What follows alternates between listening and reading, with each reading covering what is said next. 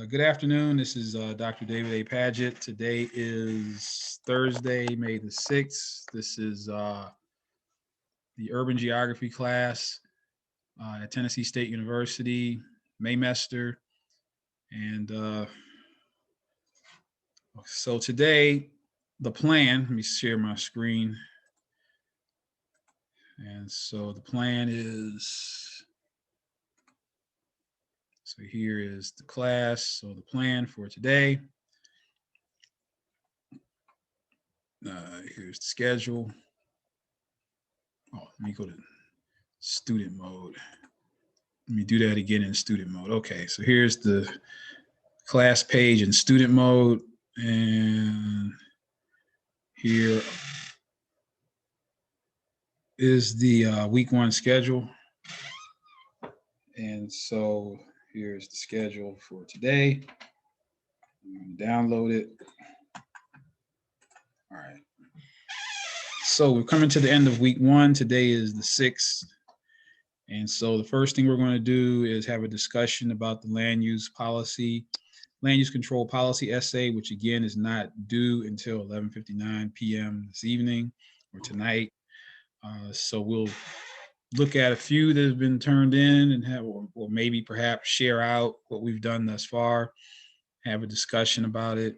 Then I'm going to make a presentation that is related to some of what I discussed yesterday well, not exactly at Stanford University, but I wish I had been flown out there, but that didn't happen. But it is what it is. But today's presentation is going to be called Democratizing Geospatial Technology, a model for providing technical assistance in community-based participatory mapping to environmental justice stakeholder communities. And then finally, we're going to have a working session on the individual projects. So like I said, I don't want you all to get caught up in the technical aspects of these projects. I do want you to get some hands-on experience with GIS, but you're only going to be able to do so much in 3 weeks. So that is the plan for today. But before we get into any of today's activities, allow me to do a little housekeeping. Just so let's see. Land use control essay is due tonight. Tomorrow night, you have 3 article reviews due. And I've posted the lecture recordings for the first 3 class meetings, so they're up there for your use. And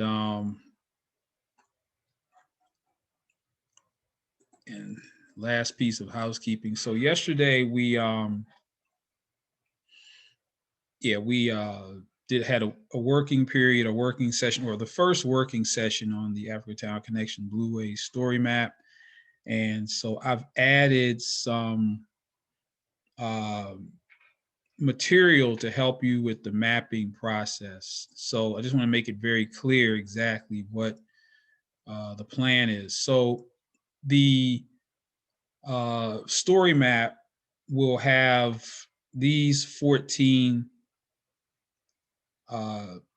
points of interest on it from the Africatown Connections Blueway. So these are the points of interest that will be on the map.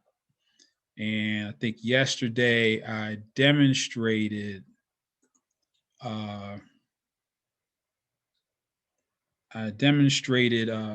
how to get those points on the map. So we did kind of a practice map. Whoa. We did a practice map. Let me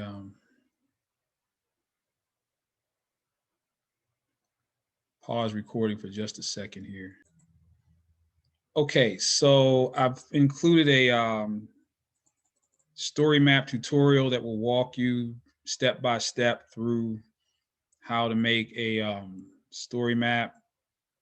Of course, anyway, So here are the basic steps that you can follow for whoever is going to be responsible for making the story map. And so also at the end of this is the sample of the practice story map that we made yesterday. So there's a link. So this should give you everything. So this is what it's going to look like. Now this is just the practice site. This is not the real site. I just showed you all how to do this. Now, again, you should make a fresh ArcGIS Online account specifically for the Africatown Connections Blueway. So it shouldn't be anybody's individual account. You should also create a Gmail account to go along with the Africatown Connections Blueway story map. You may or may not have to make a Flickr account. Whoever is the designated cartographer or cartographers, obviously you have to share the password and all this information with me. And then once you do that, I will then associate that email address with the Tennessee State University organization. And so once I do that, then you'll be able to just upload the images from your hard drive as opposed to going through the process of pulling them out of a Flickr account, which is what some of you all experienced in semesters prior, and you know how much fun that is.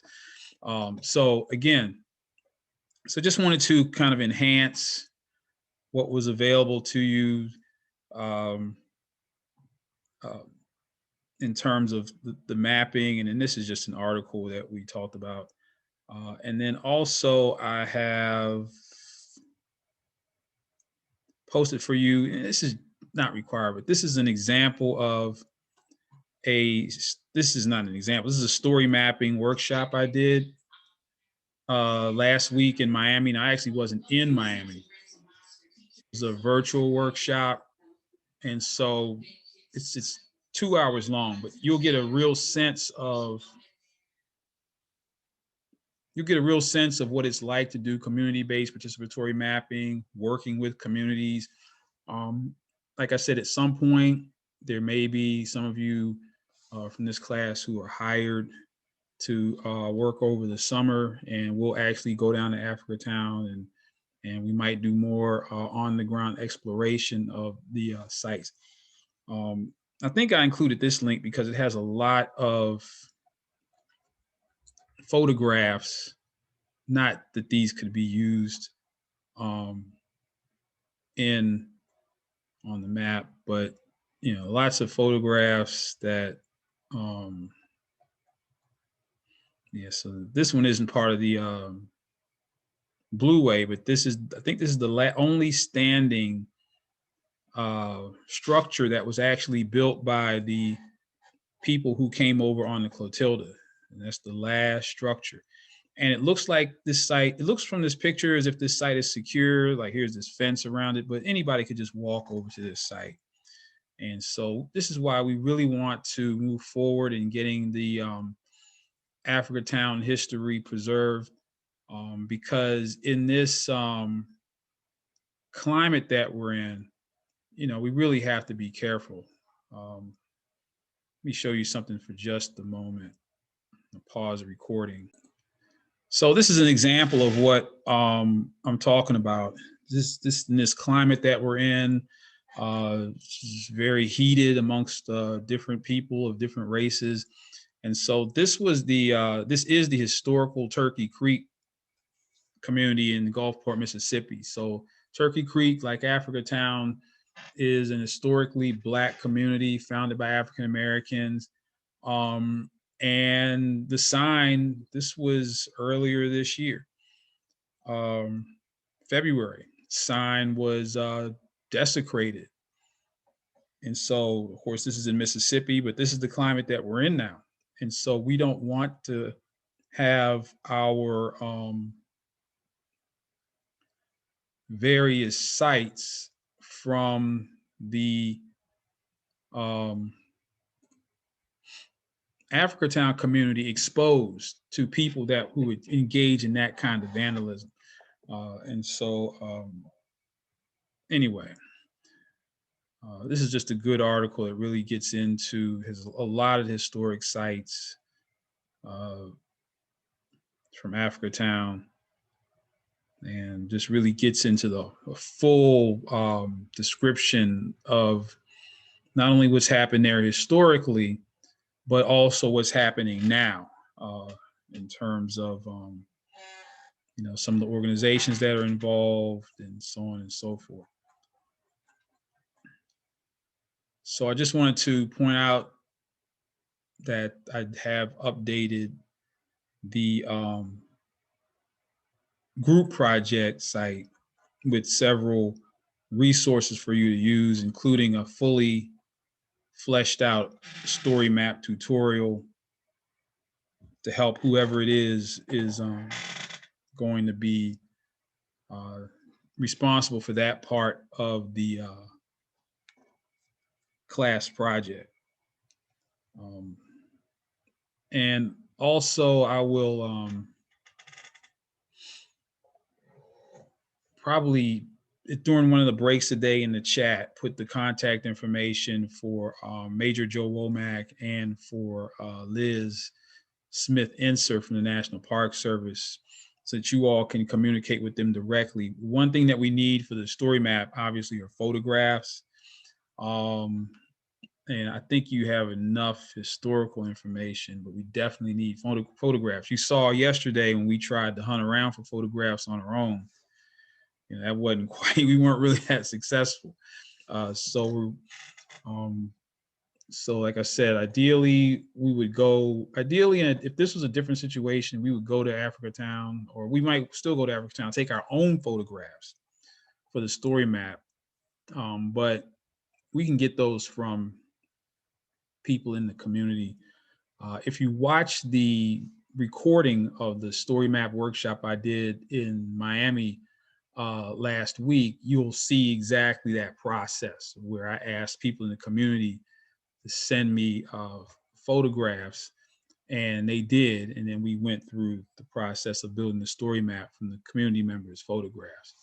When we get to the next level, such as the story map with Overtown and that Activate Overtown historic tour map, Overtown's in Miami, Florida. Then that's where you move to wanting to get more professional photos. So this map that we're making now is a working map. I did talk to the gentleman from the media this morning. A lot of people are very excited about this project. This project is going to be included as a part of a chapter in a book. So at some point, who knows how long from now, but at some point your names will be in a book as contributing this content. So I just talked to him this morning. So that's happening. He's a long way from publishing. I think he's just working on his second draft of the book about Africatown. But he said that this project is the most exciting project related to Africatown that's being taken on by college students. And so there are a lot of you saw Mississippi State University's involved, Oberlin College is involved, there's Vanderbilt students involved, and us, and I'm sure there's others that I don't even know about. But he said that ours is the most intriguing. So we'll be in the book at some point. Okay, so I just wanted to give you an update on the class project. So you should, again, get rolling on that. We're going to have another work day for both projects next week, but hopefully by next week, we will at least have the shell up and at least some photographs that you'll be able to use for the first draft of the map. When you contact Major Joe Womack or Liz Smith Inser. I mean, I guess I don't have to tell you all this. Be professional. Just good morning, Mr. Womack. My name is, I'm in Dr. Padgett's class, blah, blah, at Tennessee State University. We appreciate, be sure to thank them for coming to the class. We appreciate you coming to the class, blah, blah, blah. Do you have any photo? We need photographs for the story map. If you have any, or if you could provide some, we really appreciate it.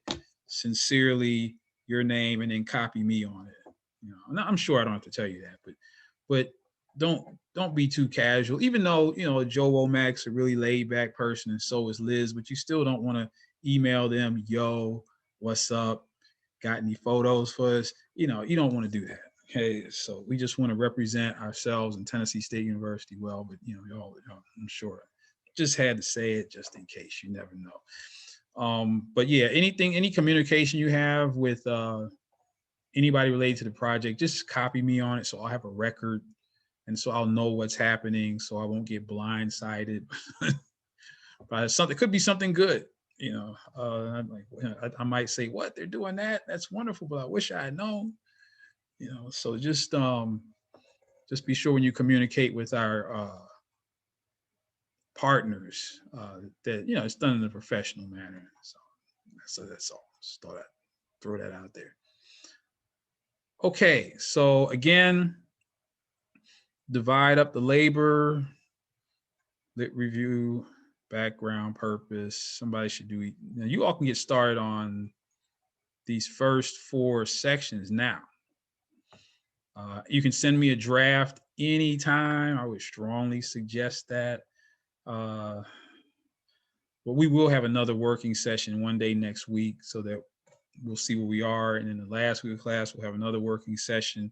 Then, of course, the last day of class is when you'll do your presentations, your individual term paper presentations, and then you'll do a presentation as a class on this project, which I think I'm going to invite the community partners and just about everybody to watch that last presentation on the story map. Everybody's waiting to see this thing. So you'll be, how do you young people say, you'll be on blast? Is that what you young people say? But it'll be good on blast. It'll be good on blast. Back in my day, we used to say we're going to put you on Front Street. That's way back in the day. But anyway. Okay, so I just wanted to give you an update, get you caught up in terms of the group project. So our next item on the agenda is to have a discussion about the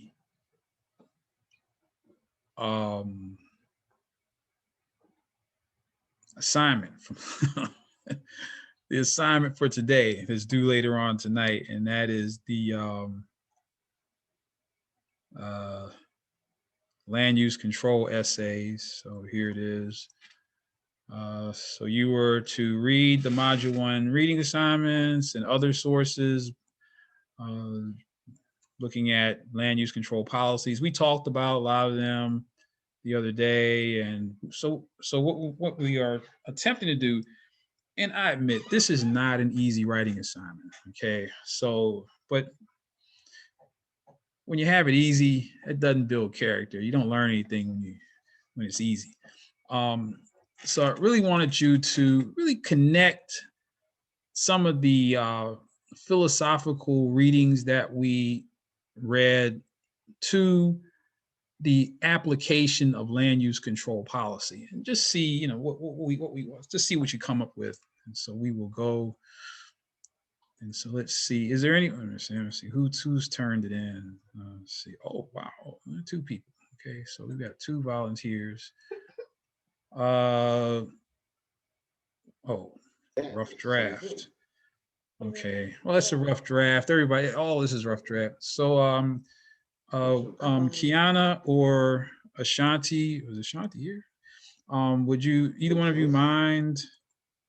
Oh yeah, they're both here. Either one of you mind sharing your drafts at this point?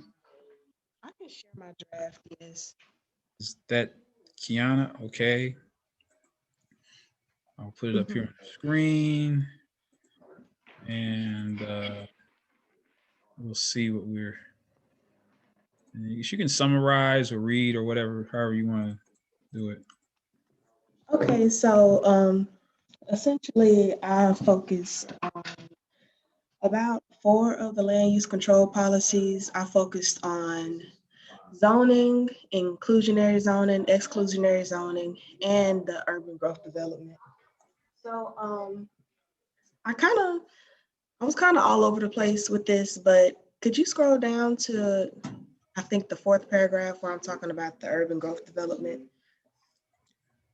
Um, okay, it's one more up from there. Yeah, there it is. There would always be. Is it here? It's I no, it's on the first page, like the last paragraph on the first page. I'm sure. Okay. Okay. Well, I can't find it, but essentially, what I was talking about with the urban growth development, with that is basically that it's a law that says that we are not allowed to, you know, get into our natural resources and like okay, yeah, there it is. So with the urban growth boundary, it's basically saying that we cannot grow into like our natural resources and our agricultural land.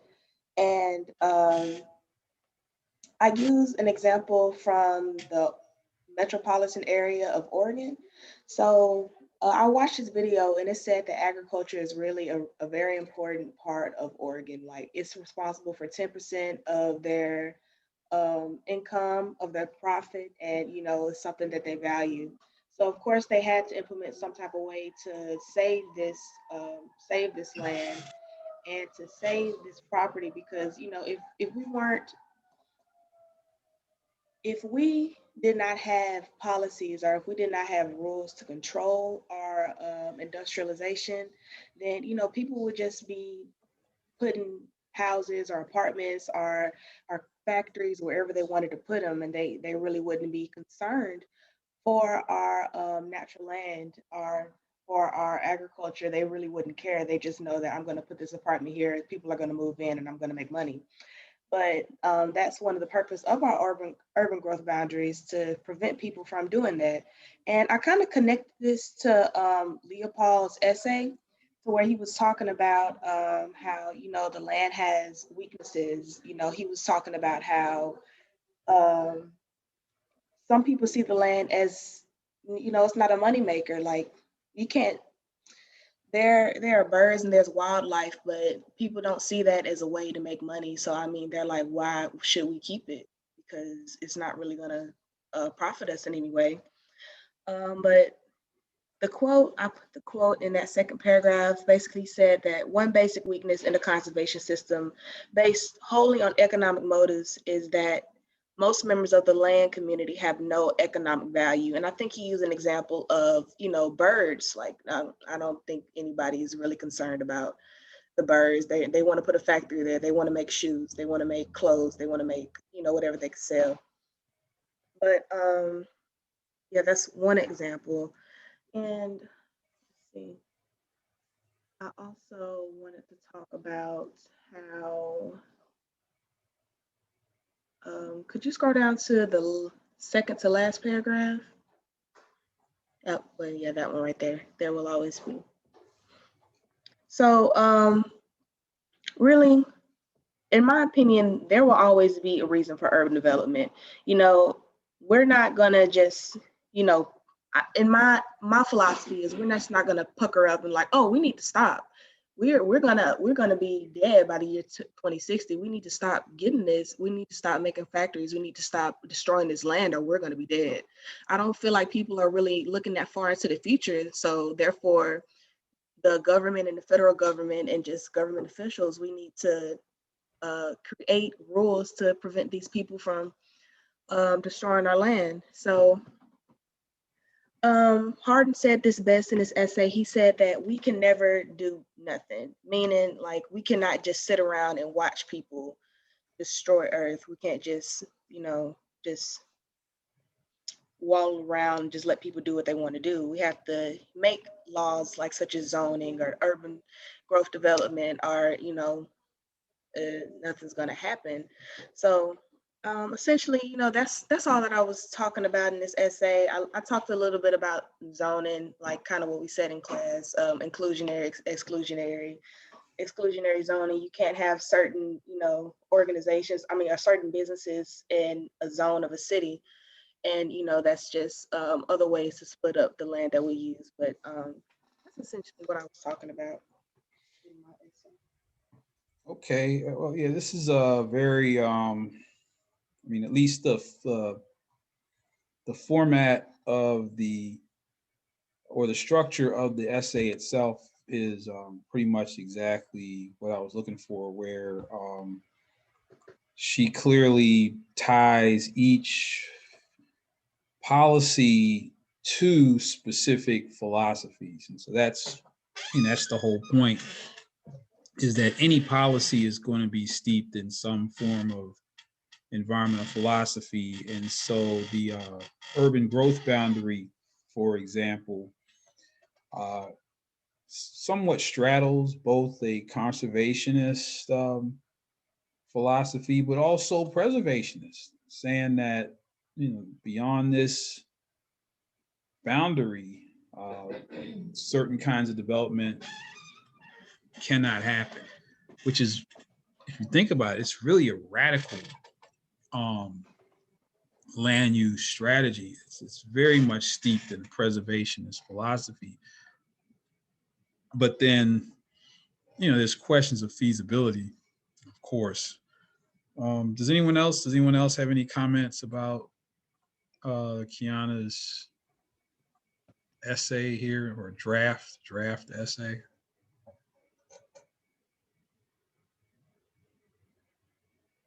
I thought it was well organized, like you said, and I think that the point she made, especially when she brought up the point where humans will never just sit and do nothing. Earlier, and I think it was, who was it, Thomas Malthus, with the principle of population or whatever. Population is going to grow exponentially, and with people living longer lives, the population is going to continue to grow exponentially. And so, for survival's case, we're going to need to, in theory, we would continue to increase the amount of resources that we use to keep up with the demand of the exponentially increasing population.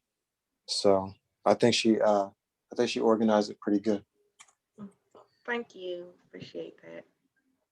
Yeah, I'm looking at this last paragraph, as you mentioned. That is a very good point, in that doing nothing is not a way out of getting a result, because doing nothing will result in something happening. And so, so she says that, Hardin says we can never do nothing. And that's because even doing nothing will result in something. And if doing nothing results in something bad, or results in an undesirable outcome, then we're forced to do something, as opposed to doing nothing. Sometimes the feeling is, well, if we don't do anything, then everything's going to be fine. I don't want to rock the boat, right? But or people are afraid to make mistakes, so they won't move forward with any policy for fear of causing unforeseen problems. But something unforeseen will happen if we don't do anything. So it's not as if the status quo is going to remain if we do nothing. So that was a very good point there. see, who else do we have here possible? So thank you, Kiana. Ashanti, would you like to share your work? Mine's just kind of similar to hers, honestly. So yeah. No, is it okay? All right, so I guess we're gonna, all right. Let's see. Okay, so Ashanti's gonna share her work. I guess I'll control the scroll. So like the first half is like the definitions that I'll be going over within like the paper. And then like the second half, so I start off with Garrett Hardin and the tragedy of the commons. And I find three things that he talked about that stood out, which were like zoning, eminent domains, and fiscal zoning policies, except for like he didn't blatantly state that, but it's like certain um things he would say that made me tie it into what's going on today. So for instance, as mentioned before, population grows geometrically, which was a statement made by Thomas Malthus, which Hardin brought up in his book. And it basically means, you know, once the population increases, this can lead to more zoning issues, which he also said, you know, some people may want a ski lodge and others may want the wilderness to stay intact. But that's kind of like why I guess zoning was created, except for it was so that, you know, residential places would stay residential, commercial places stay commercial, industrial places stay industrial places would stay industrial, and so forth. And then I went into I try to tie NIMBYism into it, which like to me was kind of like a stretch just tying it in there because it is like an urban word, you know, like not in my backyard. But I felt like, you know, with zoning comes people who don't want certain things in their neighborhoods, which is why like, you know, it's a thing to begin with. And this goes into like when you have the wealthier population buying and trying to construct their companies in empty fields, it might be behind a neighborhood or something. And I kind of just like went into eminent domain from there, which has to do with zoning, because sometimes like although one zone may be residential, like wherever you stay at, you might be close to like an industrial type zone. Like my grandmother's house, for instance, you know, like she stays in a residential neighborhood, but literally like down the road is a huge factory and causes all this pollution and so forth. And then can you go down lower? And then the second issue, this is the second one I addressed within Hardin's, and that's eminent domains, which I went from the standpoint of like the government is buying it, which I guess could also be like a taking issue. I believe that's what it's called. And I said how I quoted Hardin when he said the national parks are another instance of working out the commons.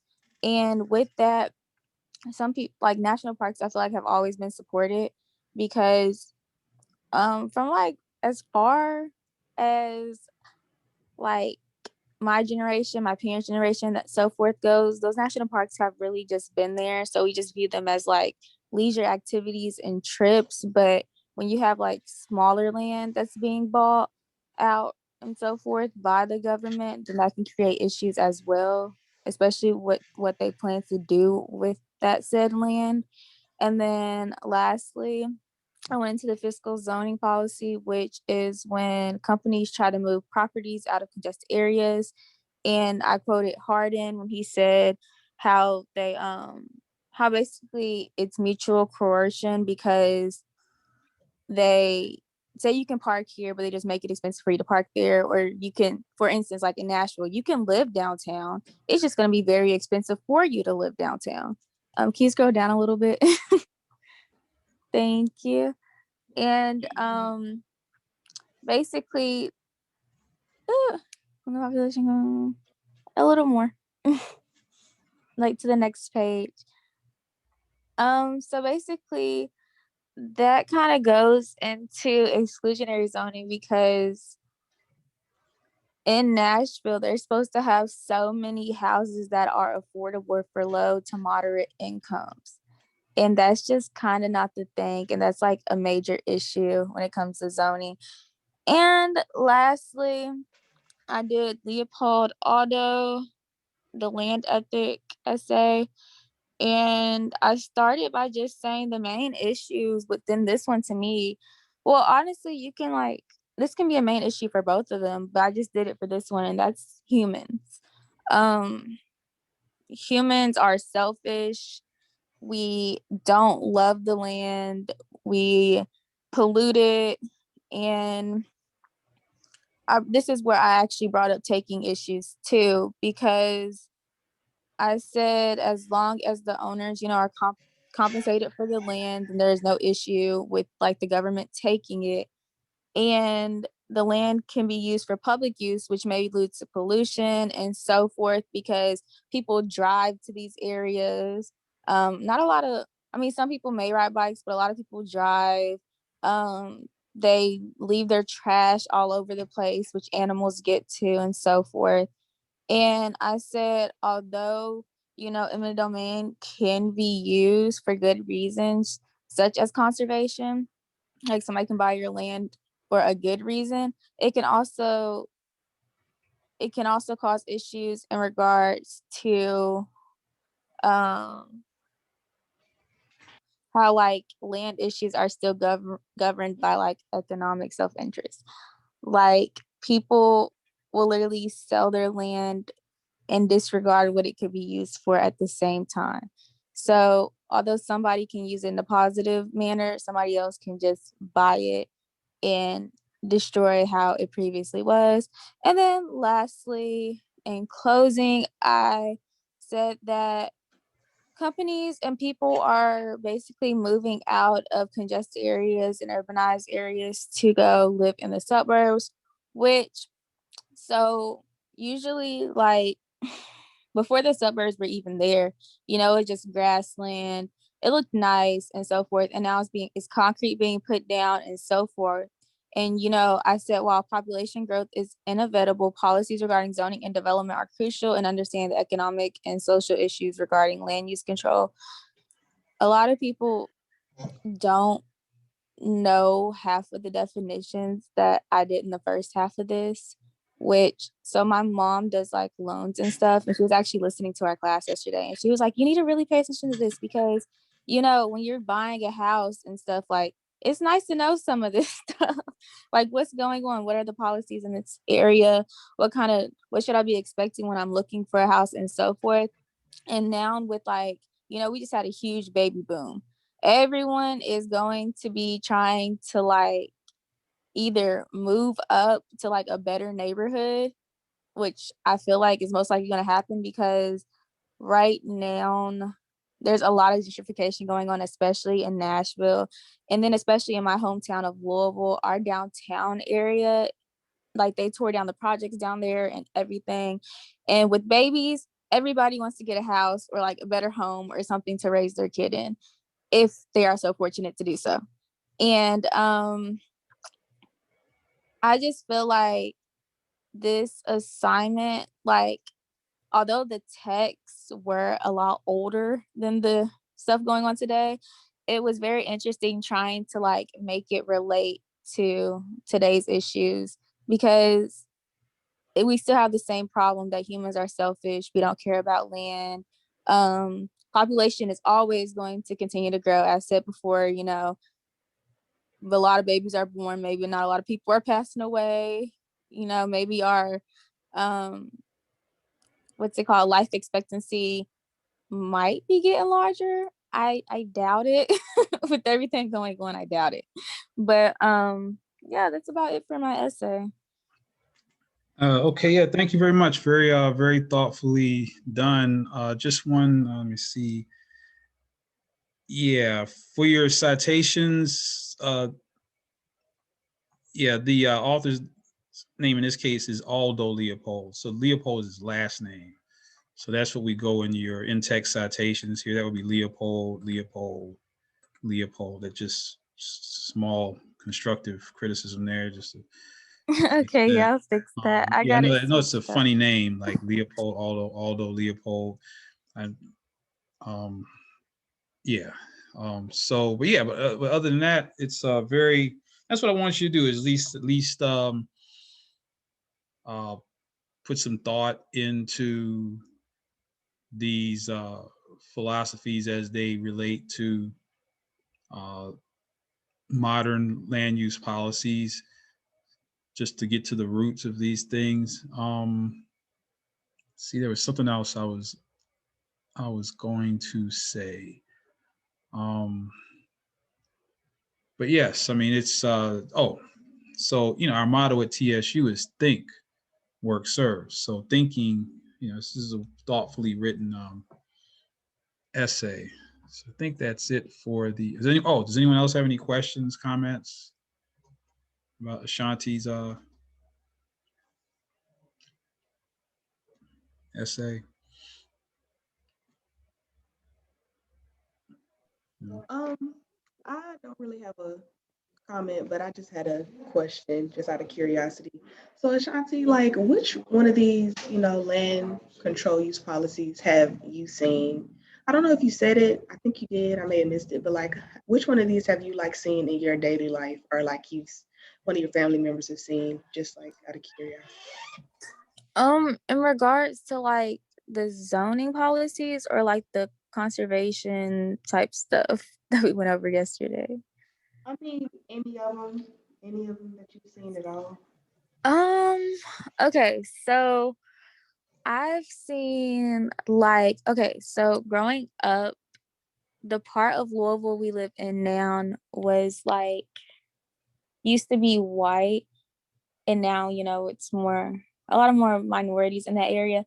And so in regards to like school districts, they literally sent like my brother all the way out to, well, they sent him like 45 minutes to school, and we live downtown, so like he had to go to school in the suburbs based off of our zone. But and there were schools around us, but it's like they're using zoning to basically, I want to say, because the school he went to was not the best school ever. Like we have different ranks of schools, like magnet, traditional, stuff like that, college preparatory, private school, so forth. The school he went to was not the best school. It wasn't even the school he wanted to go to, but based off of where he lived, they made him like go to school there. And it's like I went to a different school. Like the school I went to, I had to basically get accepted into, and that school was also kind of far away. But my friends who lived in that area, they got to go to school close to where their school was, but they lived in like a middle class wealthy part. Like they had money. Like one of my friends' neighbors was Papa, like the dude from the Papa John's commercials. So they got to go to school there. But it's like people who stayed in like the less, like the moderate to poor area, they would send them they would make them take the bus all the way somewhere else. So like that's just something my family has experienced. And then when it comes to like voting, I mean, like you vote kind of like based off your district, not really. I guess it kind of goes into like zoning, but like that is something that affected us. Like my stepdad's on city council, so like the houses in this area, of course, can vote for him. But then there are like some places that are kind of a little further that could also vote for him. Does that answer your question? Yeah. Or is it more so like, huh? Oh, I didn't mean to interrupt you. What you say? No, you're fine. You're fine. What were you saying? I would just find like the zoning thing interesting. Like, why would you have to go that far when you can literally just go to the school down the street? It's probably the school that you would rather want to go to anyways. Mm-hmm. But, Yeah, Yeah. no, it's so crazy in Louisville, and it definitely is. Like I didn't really notice it before, but it's kind of racist up there. Like they're literally trying to keep people apart. So Yeah, yeah. Let me just interject here for a moment. So it sounded like, I mean, I could be wrong, but it sounded as if what you were talking about were like school catchment zones versus zoning for land use control and management. So yeah, so even though those are two different things, but you are correct in terms of the school catchment zones. That is a part of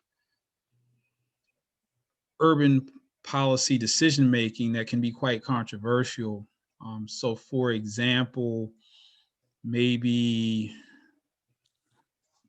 I'd say it hasn't been that long ago. I'd say 7 or 8 years ago, Nashville came out from under federally mandated desegregation orders. And so those desegregation orders are the ones that required or forced or drove busing mandates. And like you said, your brother, many people got bused far away from home in order to create racial balance in the schools under the assumption that the certain schools were better in certain neighborhoods. And so therefore, children were bussed out far away from them. Usually Black children were bussed out of their neighborhoods to go to white schools. So Nashville came out from under that order. It's a federal order, and was then allowed to redraw their school catchment zones or realign their school catchment zones based upon neighborhoods versus based upon trying to balance out the school populations. And so as a result, I think there was a girl who was attending, I don't know how familiar you all are with high schools here in Nashville, but she was attending Hillwood High School, which I guess is a pretty good public school here in Nashville. And she wound up being rezoned to Pearl Cone High School, which is what it is. It's a Title I school, which means it has some issues. And so her parents were angered by that, and they joined with the NAACP and filed suit against the Metropolitan Nashville Public Schools, claiming that the redrawing of the school catchment zones after, I guess, mandatory busing represented a resegregation of the schools. And so I still can't understand or how Nashville got out from under this desegregation order. I've volunteered in local schools a lot, and trust me, they are not equal. I mean, if you go to Pearl Cone High School and then you go to Hillwood, you're going to see two completely different environments, And so even though all the schools in Nashville are challenged, some are challenged more than others, other than the magnet schools like Martin Luther King High School. So when the family of this girl, sued the Metropolitan Nashville Public Schools, the school's argument was, "Oh, we're creating neighborhood schools," which, on one hand, is a good thing in that oftentimes when Black children were bused away from home, they were isolated. And so let's say something happened in school to a child, maybe the child got into a fight. Let's just be real. A Black kid gets into a fight with a white kid at the suburban school. The white child's parents live half a mile away from that school. They're up there. What's going on here? What about this fight? So when your parents get involved, then things turn out differently. Oh, well, Mr. Smith, Mr. Jones, maybe we had an understanding. Well, we'll let Peter have in-school suspension, right? Meanwhile, Jamal, who lives across town, who got bussed out there, his mother doesn't show up at the school after he gets into the fight. So the school takes it as, well, these Black parents, they they don't want to get involved. No, Jamal's mama doesn't have a car. So she can't, what's she gonna do? Ride the crosstown bus, skip work to deal with this young man's fight? So Jamal gets 5 days out of school, suspension. And of course, he falls farther and farther behind. Next thing you know, Jamal's part of the school to prison pipeline, which happens to a lot of young Black men. It starts with being suspended in school, and then you get into trouble. And now in school, we have these resource officers. Next time you get into a fight, you don't get suspended, you get arrested. Now Jamal's in the system. And next thing you know, you see Jamal in an orange jumpsuit. And you're like, wow, Jamal was such a smart young man. So the rationale on the part of Metropolitan National Public Schools is if, look, we have neighborhood schools and something happens with Jamal, Jamal's mother could walk up to the school and say, what's going on? What, my son's a good kid. What, fight? What's going on? Okay, Miss Jenkins. All right, okay. We'll give Jamal in-school suspension now. But the problem is that if Pearl Cone High School and Hillwood High School had the same quality of infrastructure, curriculum, programming, etc., then you could make the argument that the redrawing of the school catchment zones would result in greater involvement on the part of parents who live closer to their children's schools. But it doesn't matter how far away or how close the school is, if it's seen as a low performing school, you don't want your child in there, especially when the child was at a good school and now is in a not so good school. I'm not saying that Pearl Cone High School is a bad school. A lot of really good people have come out of Pearl Cone, but the school has its challenges. So that kind of zoning is done by school districts, that read, and it's very, very controversial.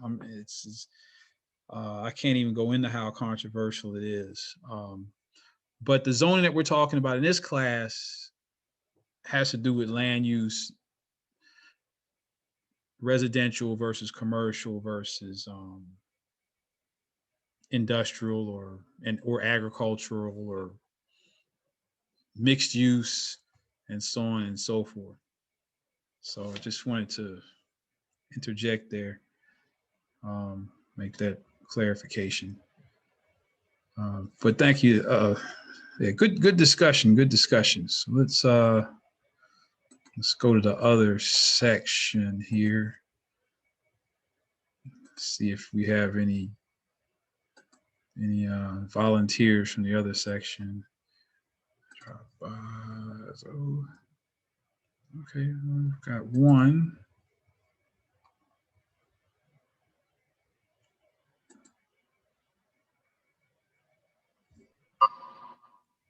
So is it Key or K? Key is fine. Key. Actually, I'm not pretty sure I'm writing the right thing. Okay, so would you like to share what you've done thus far?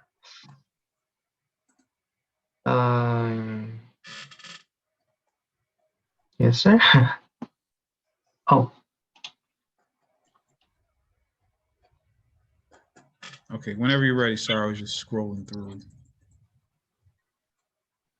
I thought it's like first part just explain those words you give us on the assignment on that page, like the thing. Okay, so you've got your definitions there. Which means the second thing I thought is like pick up the three of this word in front of the word, pick up the three word in front of the word it gives us and explain it, like, so I just do it.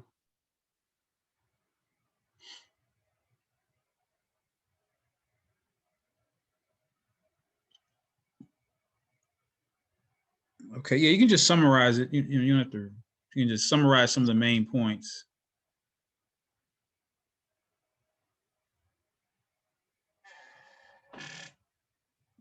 Oh, did we lose him?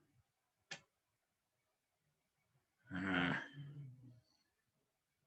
guess he'll be back eventually. Dr. Paget, Yes. I just wanted to let you know, like, Zoom does have a feature to where you can grant control to one of the students so they could scroll their own paper if you wanted to do that in the future. Oh, yes. Thanks for the assist. Sure. Yeah. I've done that before. Oh, So just let me know next time. Key, are you back? Yes, sir, I'm here. Okay, so you just want to summarize just some of the main points of your essay? How do I summarize this essay?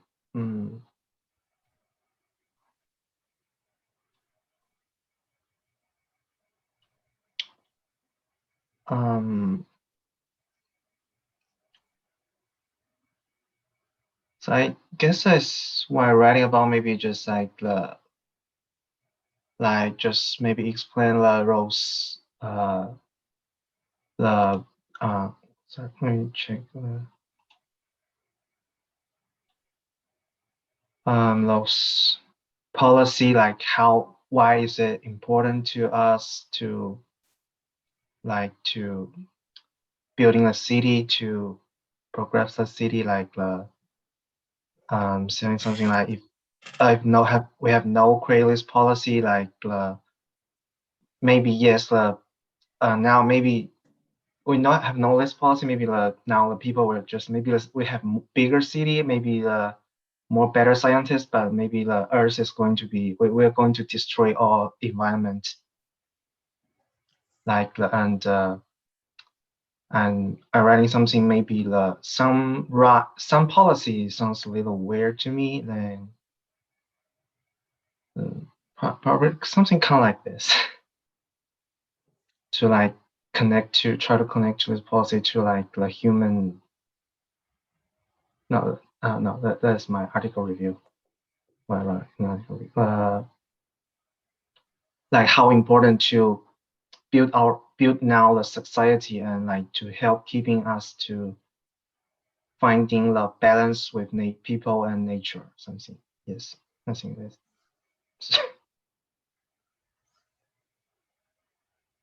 Okay. Well, I see that you clearly linked each of your policy definitions to some of the land use philosophies. But the only thing you need to do is just add your works cited list at the end here. Okay, so does anyone? I saw something interesting. Where?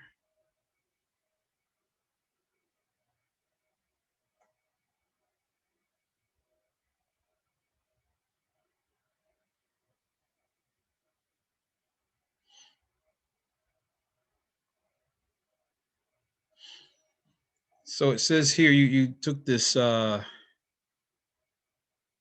guess this quote.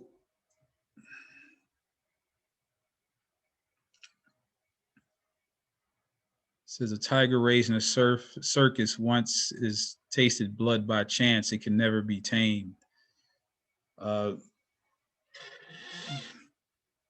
So clearly you agree with Thomas. Would you say that you agree with Malthus in terms of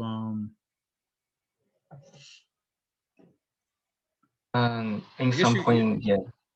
Yes, you agree with Malthus and Hart. At some point, like I agree, like the policy we have to government or have to create some really seriously law to control people's behavior, like because we can trust if people like let's say the tiger tastes of blood, you can't just treat it like the sweet pan and they know how you taste. So whatever, like even he going to still fear you about your gun with your hand, like but he's still going to find any way to get it, to eat you. And so Like I the guess, I mean, that's essentially what Malthus was saying, but then Hardin countered that with, well, we just can't, I mean, okay, we accept that, but like someone said earlier, we can't just do nothing. We can't say, well, humans, we're, like they're just going the to news exploit the in earth. like And these few weeks, like the Japanese nuclear water, like they just government just try to pull the nuclear water into the ocean, like that. Actually, they already do that like a few years before. They just tell us right now. oh yeah, after the earthquake, or just in general, was that? Yeah, after earthquake, like Well, actually, it was a actually, tsunami. I think I can't remember what year that was, but those nuclear facilities were damaged. And okay, does anyone else have any questions for Kay?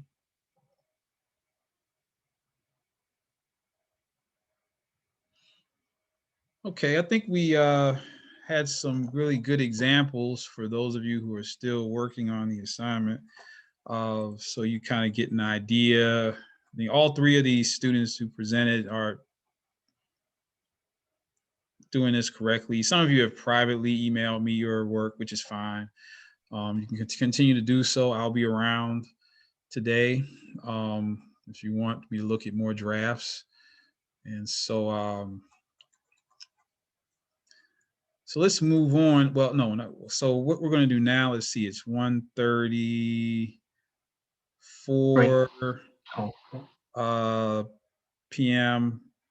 So let's take a break until 1:40. So let's take a 6-minute break, and then we will reconvene here at 1:40 for the second hour of class today. yeah, sure.